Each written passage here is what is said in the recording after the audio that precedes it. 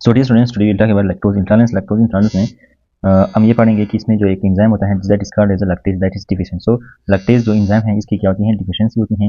And इसकी वजह से फिर क्या होता है, जो लैक्टोज होता है वो क्या होता है, एक चीज़ डाइसेकेराइड। तो सबसे पहले लैक्टोज के बारे में थोड़ा डिस्कशन करते हैं। तो लैक्टोज जो होता है ये क्या है, एक डाइसेकेराइड है। लैक्टोज जो है this is a disaccharide. Lactose एक डाइसेकेराइड है और ये क्या करता है, कन्वर्ट होता है इनटू गैलेक्टोज एंड ग्लूकोज। लेकिन जब ये नहीं कन्वर्ट होता है और इसका मतलब ये होता है कि लैक्टेज एंजाइम की डिफिशिएंसी होती है, तो इस वजह से फिर क्या होता है, लैक्टोज जो होता है इंटेस्टाइन के अंदर रहता है। तो अगर लैक्टोज जो होता है एब्सेंट होता है तो लैक्टोज जो होता है remain in the bowel, and इस वजह से फिर हमारे पास कुछ मसले आते हैं। ये लैक्टोज जो होता है चूंकि शुगर है, तो we know that sugar attract water toward itself, तो इंटेस्टाइन के अंदर जो है ब्लड आएगा and that will causes osmotic effect and osmotic watery diarrhoea will occur. तो लैक्टोज इंटॉलरेंस में क्या होता है, वाटरी डायरिया विल अकर। तो आप लोग, मैंने जो बोला आप लोग इसको लिख ले कि because of lactase deficiency lactose accumulate in the small intestine that attract water to osmotic effect and thus watery diarrhoea occur. So ये चीज़ आप लिख लें। इसमें क्या होता है कि जो विलाई होती है वो नॉर्मल होती है, नॉर्मल अपीयरिंग विलाई। इसमें विलाई जो होते हैं वो सही होती हैं और कोलोनिक बैक्टीरिया जो होते हैं जो लैक्टोज होता है उसको फर्मेंट करते हैं और इस वजह से स्टूल का पीएच जो होता है वो डिक्रीज होता है। सो कोलोनिक बैक्टीरिया जो होते हैं, ये colonic bacteria they ferment, colonic bacteria ferment करते हैं, कोलोनिक जो बैक्टीरिया हैं फर्मेंट करते हैं लैक्टोज। तो ये जो शुगर है जो कि डाइसेकेराइड है, ये जो है ये जब फर्मेंट होता है तो इसकी वजह से जो है डिक्रीज होता है pH of the stool. So pH of the stool जो होता है इसमें डिक्रीज हो जाता है। तो इसमें क्या क्या चीज़ें आती हैं यहाँ पर, इसमें except secondary to an injury to the tip of the villi. जब कभी कभी वायरल इंट्राइटिस होता है या इसमें और कार्ड्स की वजह से टिप ऑफ द विलाई को डैमेज होता है, तो उसमें विलाई जो होते हैं नॉर्मल अपीयर नहीं होते, लेकिन यूजुअली ये जो होते हैं विलाई इसमें नॉर्मल होते हैं। अब यहाँ पर ऑस्मोटिक डायरिया होता है जिसकी जो काज है वो मैंने बता दिया, डिक्रीज पीएच स्टूल। तो स्टूल का जो पीएच है वो कम होता है, वो क्यों होता है, कोलोनिक बैक्टीरिया फर्मेंट लैक्टोज। ठीक है, तो इस वजह से कोलोनिक बैक्टीरिया जो होते हैं वो लैक्टोज को क्या करते हैं, फर्मेंट करते हैं and that cause decrease pH in the stool. So now let's discuss lactose hydrogen breath test. This is for the diagnosis. So first of all let me discuss lactose taste deficiency causes. So in causes we have first of all lactose non persistence. So if we talk about the causes of lactase deficiency, so कौन कौन से causes हैं जिसकी वजह से जो है lactase जो होता है डिफिशिएंट होता है बॉडी के अंदर। सो causes में हमारे पास एक है लैक्टोज नॉन परसिस्टेंस, यानी ये लैक्टोज जो होता है बॉडी के अंदर परसिस्ट नहीं करता वो with respect to age. Age के साथ साथ क्या होता है, ये जो लैक्टेज है, ये जो एंजाइम है, ये क्या होता है हमारे पास, ये डिक्रीज होता है। सो डिक्रीज इज विद एजिंग। इसकी जो लेवल होता है लैक्टेज की, इसकी लेवल जो है एज के साथ साथ कम होती है। इस क्या, तो ये हमारे पास सबसे पहले काज है lactase non persistence. Then we have another cause, हमारे पास जो दूसरा काज है वो है कंजेनिटल लैक्टेज डिफिशिएंसी। यानी कंजेनिटल क्या होता है, लैक्टेज की डिफिशिएंसी होती है, पैदाइश से जो होता है लैक्टेज की डिफिशिएंसी होती है। But this is a rare cause, ये क्या है इतना खास नहीं है, इतना कॉमन नहीं है। इसके अलावा कोई सेकेंडरी डिफिशिएंसी हो सकती है, सेकेंडरी डिफिशिएंसीज हो सकती हैं। ठीक है, तो इस वजह से भी जो है लैक्टेज की डिफिशिएंसी होती है। सेकेंडरी डिफिशिएंसी में हमारे पास फर्स्ट करें म्यूकोजल डैमेज है, म्यूकोजल डैमेज। तो म्यूकोजल डैमेज है, इस वजह से फिर क्या होता है लैक्टोज की जो है हमारे पास लैक्टेज जो होता है, जो एंजाइम होता है यहाँ पे वो नहीं प्रेजेंट होता। ठीक है, so that is mucosal damage या बैक्टीरियल ओवरग्रोथ, या यहाँ पे जो है बैक्टीरियल ओवरग्रोथ हो जाती है। तो इस वजह से भी क्या होता है, बैक्टीरियल ओवरग्रोथ की वजह से भी हमारे पास लैक्टेज की डिफिशिएंसी आ सकती है। So if we talk about the causes में हमारे पास क्या है, काजेज में हमारे पास सबसे पहले जो है वो है लैक्टेज जो है नॉन परसिस्टेंस। और इसमें क्या होता है कि जो लैक्टेज होता है एज के साथ साथ कम होता है।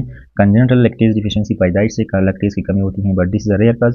Then we have secondary deficiency जिसकी वजह से लैक्टेज की कमी होती है। इसमें मोस्ट कॉमनली जो है म्यूकोजल डैमेज है या बैक्टीरियल ओवरग्रोथ है। So these are the causes of lactase deficiency. Then if we talk about the symptoms, तो कौन से सिम्पटम्स आएंगे आपको पता होगा। सिम्पटम्स में हमारे पास क्या होंगे, ब्लडिंग, फ्लैटुलेंस वगैरह जो है मोस्ट कॉमन सिम्पटम्स हैं। ठीक है, अब कोई भी ऐसा चीज़ हम लेते हैं जिसमें लैक्टोज जो है शामिल होता है, जिसमें हमारे पास मिल्क है या डेयरी प्रोडक्ट, आइसक्रीम वगैरह, तो अगर हम इन चीज़ों को लेते हैं तो लैक्टोज जो है इंटेस्टाइन के अंदर ज़्यादा हो जाता है। तो लैक्टेज की चूंकि डिफिशिएंसी है, ऐसे एंजाइम बॉडी के अंदर है नहीं जो इस लैक्टोज को डाइजेस्ट करे, तो साइन एंड सिम्पटम जो होते हैं इंक्रीज हो जाते हैं।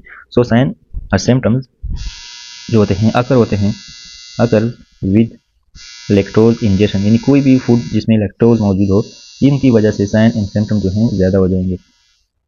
अब यहाँ पर एग्जांपल है मिल्क में लैक्टोज होता है, या आइसक्रीम, या यानी जितनी भी डेयरी प्रोडक्ट्स हैं, तो इनमें क्या होता है हमारे पास सिम्पटम इंक्रीज हो जाते हैं। अब हैं कौन से सिम्पटम जो कि लैक्टोज और लैक्टेज एंजाइम की डिफिशिएंसीज में हो सकते हैं, उनमें हमारे पास क्या है, ब्लोटिंग होगा, यानी गैस, ठीक है, फ्लैटुलेंस, ब्लोटिंग एंड पेन होगा, जाहिर सी बात है, जब भी ये चीज़ें होती हैं तो एब्डोमिनल पेन होगा और डायरिया होगा। और हमने पढ़ा कि कौन सा डायरिया होगा, that is osmotic diarrhoea. So in lactase deficiency we will see osmotic diarrhoea. इसके पीछे हमने रीजन भी डिस्कस किया कि इसके पीछे रीजन क्या है। रीजन ये है कि जो लैक्टोज होता है वो ब्रेक नहीं होता, उसकी जो एब्जॉर्प्शन नहीं होती, तो वो अपनी तरफ क्या करते हैं, अट्रैक्ट करते हैं वाटर को। So that is these are the symptoms of lactase deficiency. So ये हमारे पास क्या है, लैक्टेज डिफिशिएंसी के सिम्टम्स हैं। अब यहाँ पर इसको हम डायग्नोस किस तरह करते हैं। डायग्नोस के लिए हम क्या करते हैं, लैक्टोज ब्रीथ हाइड्रोजन टेस्ट करते हैं। लैक्टोज ब्रीथ हाइड्रोजन टेस्ट जो कि यहाँ पर उन्हें डिस्कस किया है। तो लैक्टोज ब्रीथ हाइड्रोजन टेस्ट जो है वो हम किस तरह करते हैं, आप लिख ले। इसमें क्या होता है, patient ingest lactose.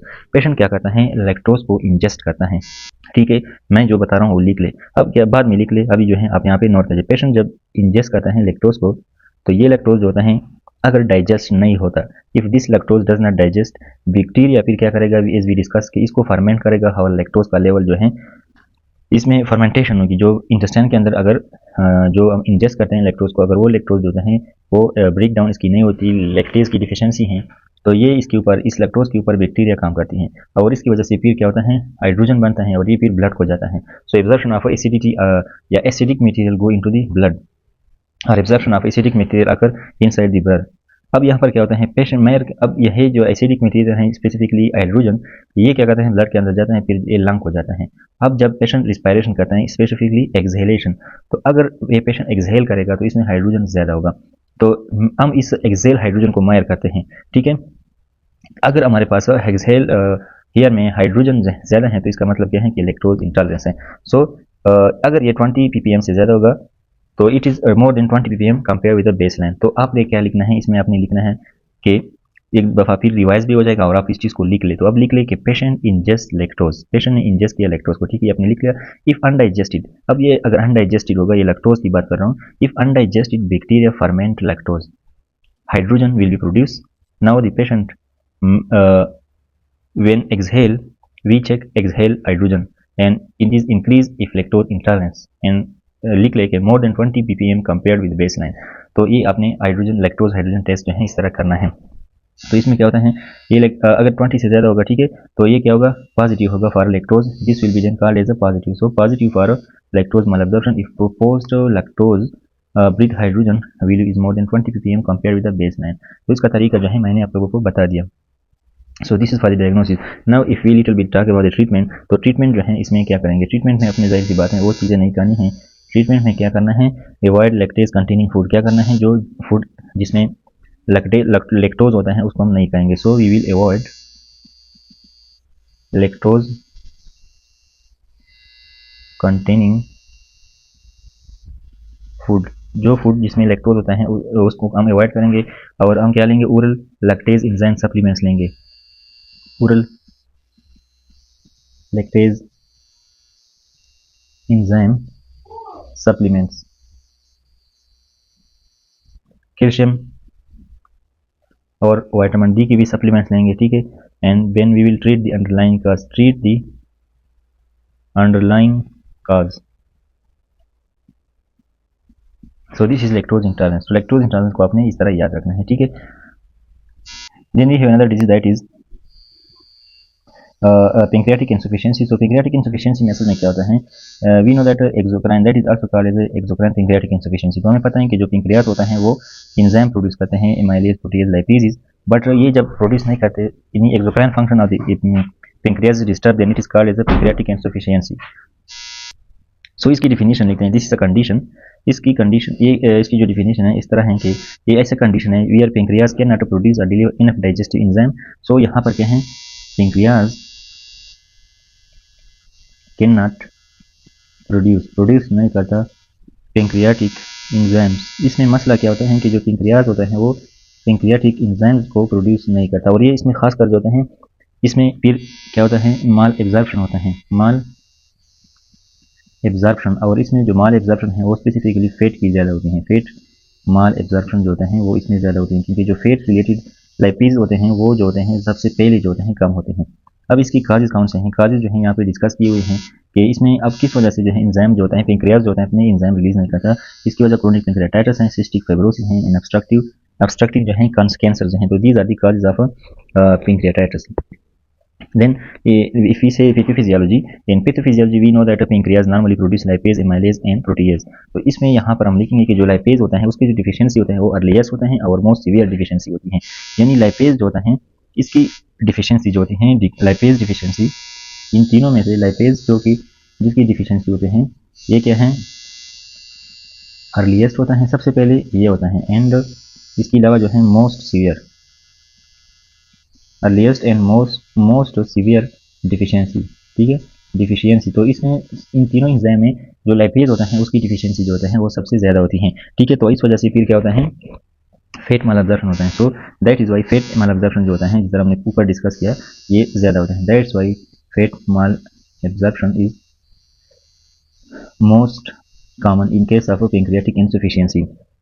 So now if you talk about the clinical feature में हमारे पास क्या होगा, सबसे पहले क्लिनिकल फीचर में CF में क्लिनिकल फीचर में हमारे पास स्टियाटूरिया होगा, जिसके बारे में हमने डिस्कस किया कि दिस इज अ बल्कि हाईली फोर्स मिलिंग स्टूल है। इसके अलावा हमारे पास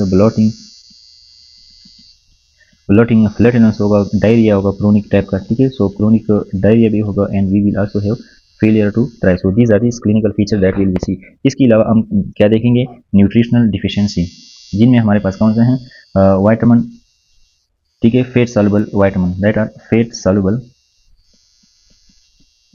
इसकी डिफिशियंसी होंगी, एंड दीज इंक्लूड ADEK। जो हमारे पास फेट सॉल्युबल वाइटामिन हैं उनमें ये चीज़ें आती हैं। And then we will also see vitamin B12 deficiency. So ये चीज़ें जो हैं हमारे पास इसमें आती हैं। Then let's discuss the diagnosis के लिए एक टेस्ट हम करते हैं, उसको थोड़ा डिस्कस करते हैं। अगर हम डायग्नोसिस की तरफ जाए तो हमारे पास एक टेस्ट है, दैट इज फीकल इलास्टेज, यानी हम स्टूल के अंदर इलास्टेज 1 की लेवल लेते हैं, and that is most commonly done test, ठीक है। तो इसमें हमारे पास लेवल चेक करते हैं, अगर इट इज़ लेस देन 200, ठीक है, अगर ये 200 माइक्रोग्राम पर ग्राम ऑफ द स्टूल से कम है, यानी जो हमारे पास फीकल इलास्टेज है, this is produce by in pancreas. तो पेंक्रियाटिक इनसफिशियंसी में फीकल इलास्टेज का लेवल कम हो जाता है, and it is less than 200, then we say this is pancreatic insufficiency. तो हम कहेंगे कि ये क्या है, हमारे पास पेंक्रियाटिक इनसफिशियंसी है। So faecal elastase test you should remember.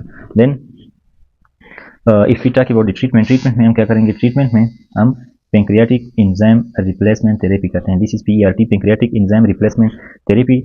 And dietary changes, हम डाइटरी चेंजेस करेंगे जिनमें हम मॉडरेट फेट्स यूज़ कर सकते हैं, ठीक है, मॉडरेट फेट्स हम यूज़ कर सकते हैं। And then we will you take supplementation of vitamin, यानी जो वाइटामिन हमारे पास डिफिशियंस हैं उसकी सप्लीमेंटेशन करते हैं, and then we treat the underlying cause. तो this is pancreatic insufficiency, so discuss from the book. तो इसकी काज जो है क्रोनिक पेंक्रियाटाइटिस है, severe polycystic fibrosis in obstructing cancer है। अब यहाँ पर क्या होता है, माल अब्जॉर्प्शन होता है fats and fat soluble vitamin की डिफिशियंसी होती है, और साथ साथ में वाइटामिन B12 की भी डिफिशियंसी होती है। इसमें क्या होता है, डिक्रीज ड्यूनल बाइकार्बोनेट, ड्यूनम के अंदर बाइकार्बोनेट B कम होता है, और फीकल इलास्टेज जो हमने डिस्कस किया कि फीकल इलास्टेज 1 हम टेस्ट करते हैं जिसमें लेस देन 200 होता है। तो ड्यूनल की के अंदर बाइकार्बोनेट भी जो है प्रोड्यूस जो होते हैं वो अभी नहीं प्रोड्यूस होते, ठीक है, इस वजह से एसिडिटी जो होते हैं वो ज़्यादा हो जाती है। ये एक इंपॉर्टेंट चीज़ जो यहाँ पर आपने कहना है कि डिजाइलोस टेस्ट जो हमने डिस्कस किया है 2 बार, वो इसमें नॉर्मल होता है, क्योंकि डिजाइलोस टेस्ट तब एबनॉर्मल होता है जब कोई म्यूकोजल डैमेज होता है, लेकिन चूंकि इन पेंक्रियाटिक इनसफिशियंसी में म्यूकोजल डैमेज नहीं है, इसमें सिर्फ पेंक्रियाज जो होता है वो एंजाइम प्रोड्यूस नहीं कर सकता, तो इसमें डिजाइलोस टेस्ट जो होता है वो नॉर्मल होता है। तो यहाँ पर एक चार्ट मैंने लिया है, इसमें क्या है, इसमें जो है enzymes affected early and explanation, ठीक है। तो लाइपेज जो होता है इट इज अर्लीस्ट, जिस तरह भी हमने डिस्कस किया, and because of this we say that fat malabsorption, और इस वजह से फिर स्टियाटूरिया होता है, ठीक है। सो अर्लीस्ट यही होता है, इसकी वजह से स्टियाटूरिया होता है। शॉर्ट ऑफ लाइफ इसकी है, high requirement and no backup, तो इस वजह से ये अर्लीस्ट होते हैं क्योंकि इसकी हाफ लाइफ जो होती है शॉर्ट होती है, ठीक है। देन प्रोटीएज जो होते हैं it is later deficiency and excessive reserve in stomach pepsin health, इस वजह से एमाइलेज जो होता है वो रेयरली क्लिनिकल सिग्निफिकेंट है, इसमें सिल्यूरी एमाइलेज कंपेंसेट लार्ज रिजर्व। तो एमाइलेज की डिफिशियंसी जो होती है या एमाइलेज के रिलेटेड जो सिम्टम्स है वो इस वजह से नहीं आते कि हमारे पास सिल्यूरी एमाइलेज जो होता है वो मौजूद होता है। तो यहाँ पर पेंक्रियाटिक इनसफिशियंसी में फेट मालअब्जॉर्प्शन और पहले होता है, इस वजह से स्टियाटूरिया होता है, and that EPR before protein carbohydrate malabsorption. इसका मतलब ये है कि जो स्टियाटूरिया है वो प्रोटीन और कार्बोहाइड्रेट मालअब्जॉर्प्शन से पहले इसके साइन एंड सिम्टम्स होते हैं EPR होते हैं, और इसकी वजह ये होता है कि जो लाइपेज होते हैं वो क्या होते हैं, अर्ली क्या होते हैं, डिफिशिएंट हो जाते हैं, और इसकी वजह ये है कि इसकी हाफ लाइफ शॉर्ट है, इसकी रिक्वायरमेंट जो है ज़्यादा है, यानी ये ज़्यादा यूज़ होता है, और बैकअप इसकी नहीं है, तो इस वजह से साइन एंड सिम्टम इसकी ज़्यादा हो जाती हैं। Then we will talk about the tropical sprue की क्लिनिकल फीचर जो है वो सीलिएक डिजीज की तरह है, ठीक है, जिस तरह हमने अभी डिस्कस किया है। अब इसमें कुछ चीज़ें हैं जो हम डिस्कस करेंगे यहाँ पे। सबसे पहले इसकी जो फाइंडिंग्स हैं वो क्या हैं, सिमिलर हैं टू सीलिएक डिजीज, ठीक है। सीलिएक डिजीज या सीलिएक स्प्रिव की तरह जो है ये इसकी फाइंडिंग है। इफेक्ट करता है स्मॉल बाउल, इसमें स्मॉल बाउल जो है इफेक्ट होता है। और इसमें जो है मालअब्जॉर्प्शन होता है वो due to unknown infectious agent and that occur in the tropical regions, ठीक है। तो इसमें जो मालअब्जॉर्प्शन होता है वो इन्फेक्शन की वजह से होता है। ट्रॉपिकल स्प्रिव में क्या होता है, एक डिफरेंशियल पॉइंट्स ये हैं कि जो मेल अब्जॉर्प्शन होता है अगर in coeliac tropical sprue is due to unknown infectious agent. Unknown infectious agent क्या करता है, ये इसमें क्या करता है, माइग्रेशन करता है। और ये जो tropical sprue this is occurs in tropics, ठीक है। जो ट्रॉपिक्स रीजन है उनमें जो है ये डिजीज जो है ज़्यादा होती हैं। सो यहाँ पर क्या होता है, ये जो ट्रॉपिकल स्प्रिव होता है this respond to antibiotics, this is very very important कि ये जो एंटीबायोटिक्स को क्या करते हैं, रिस्पॉन्स करते हैं। And this antibiotics are tetracycline, ठीक है। काज इज अननोन, इसके जो काज हैं वो अननोन है but seen in residence of recent visitor to tropics region, जो इस रीजन में होते हैं उनमें क्या होता है, ये कॉमन होता है। तो यहाँ पर अगर हम और चीज़ें डिस्कस करते हैं, इसमें क्या है, decrease mucosal absorption affecting the duodenum and जीजनम but can involve helium with the time. तो इसमें क्या होता है, हीलियम ड्यूडेनम जीजनम होते हैं और हीलियम भी इसमें क्या होता है, इन्वॉल्व हो सकते हैं, इस सीरीज पे है। अब यहाँ पर जो ट्रॉपिकल स्प्रिव है this is associated with megaloblastic anaemia and that is because of इसमें फोलेट डिफिशियंसी होते हैं and later B12 deficiency. So folate and B12 deficiency is common in tropical sprue. And now if we talk about the treatment, तो क्योंकि folate deficiency इसमें common होती हैं, तो एक तो ट्रीटमेंट में हम एंटीबायोटिक्स देंगे क्योंकि जो ट्रॉपिकल स्प्रिव हैं वो एंटीबायोटिक्स को रिस्पांस देते हैं and these antibiotics include tetracycline. So tetracycline antibiotics, one thing. Then the next agent that we will use is folate supplements, ठीक है।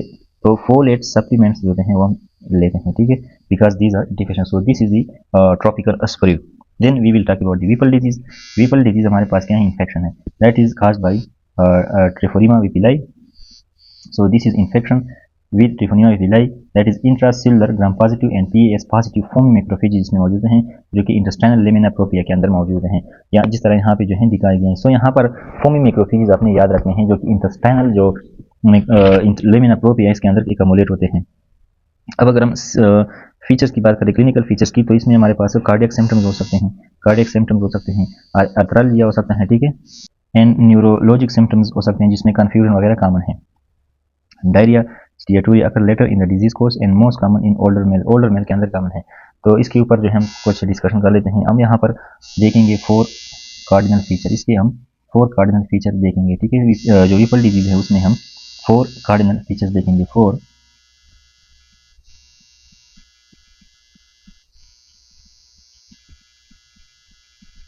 कार्डिनल फीचर्स में सबसे पहले diarrhoea, and that diarrhoea is fat and sugar malabsorption consequence. So fat, that is because fat and sugar malabsorption. Then we will see abdominal pain, weight loss and joint pain, and that is migratory arthralgia and involving large joint, ठीक है। तो यह हमारे पास क्या है, seal एक्सप्री। अब इसमें एक और चीज़ जो हम देखेंगे that is hyper pigmentation also occur in Whipple disease. Whipple disease में हाइपर पिगमेंटेशन भी होता है, that is darkening of skin. Then if we talk about the diagnosis में हम क्या करेंगे, बायोप्सी करेंगे। कहाँ से लेंगे, small intestine, biopsy of small intestine. And treatment में हम एंटीबायोटिक्स दे सकते हैं, that is most specifically सेफ्ट्राइक्सोन। So antibiotics में हम सेफ्ट्राइक्सोन जो है देंगे। सो this is the Whipple disease. तो Whipple डिजीज जो है तो इतना मुश्किल नहीं है, इसमें क्या होता है, इन्फेक्शन हो जाती है with Treponema whipplei, that is intracellular gram positive RAS PAS positive foamy macrophages in intestinal lamina propria, cardiac symptoms arthralgia and neurological symptoms mostly confusion, diarrhoea steatorrhoea occur late and most common in older male. तो अगर यहाँ पर हम देखें तो इसमें 4 cardinal जो है फीचर्स हैं, that include diarrhoea, abdominal pain, weight loss and joint pain. इसमें हाइपर पिगमेंटेशन भी होता है and biopsy of small intestine जब हम करेंगे इसकी डायग्नोसिस हो जाएगी फिर। एंड ट्रीटमेंट में हम जो है एंटीबायोटिक्स देते हैं, that is ceftriaxone. So this is the Whipple disease.